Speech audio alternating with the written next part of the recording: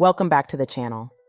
Before I begin, I need to mention that the children in this photo are not related to this case. This is a stock photo. I also need to remind you guys that this is the United States of America. The year of this upload is 2024, and we just celebrated Juneteenth about a week ago. I had to give myself about a day or so before uploading this video because this hurts. I hope the monsters in this case receive the maximum penalty, and I hope those poor children are surrounded by caring people who will provide them with the best possible support. According to NBC News, a West Virginia couple, Jean Whitefeather, 62, and Donald Lantz, 63, are facing severe charges including human trafficking, child neglect, and forced labor after allegedly adopting Black children with the intent of exploiting them for labor and subjecting them to inhumane living conditions. The details aren't totally clear, but according to the indictment, they adopted 5 kids and 3 of them were Black. The Black kids were used as slaves. There's no mention of the race or races of the other children. The couple has been indicted on 16 counts, with accusations highlighting that the children aged 6 to 16 were deliberately chosen based on their race and treated as slaves. The case came to light when Kanawha County Sheriff's deputies conducted a welfare check at the couple's residence in Sissonville.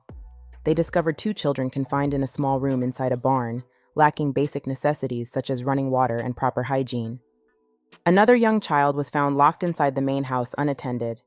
The children, aged 14 and 16, reported being locked up for approximately 12 hours, forced to sleep on the bare concrete floor, and were in poor hygienic conditions with visible health issues.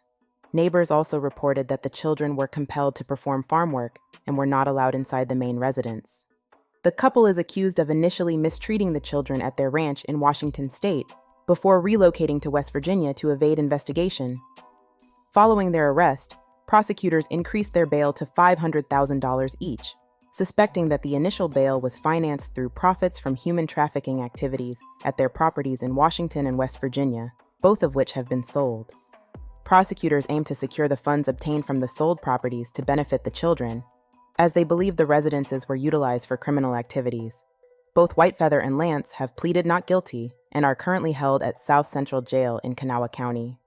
The case underscores the serious nature of the charges and the alleged exploitation and mistreatment of the adopted children by the accused couple.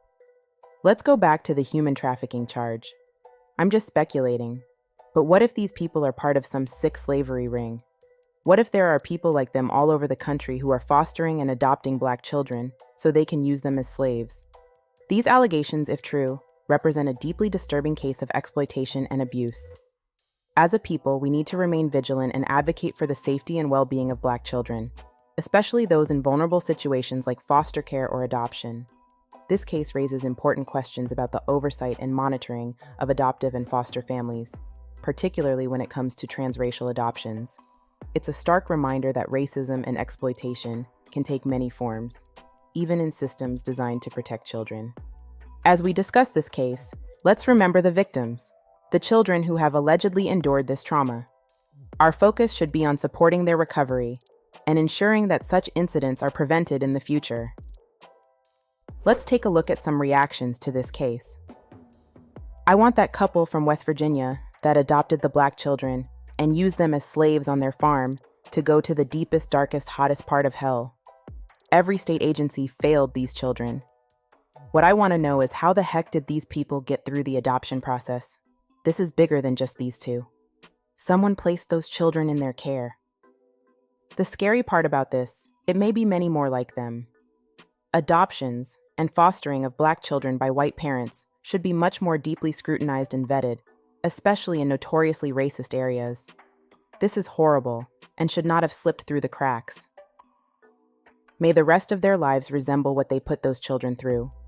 So disturbing that it was ever allowed to advance to this point.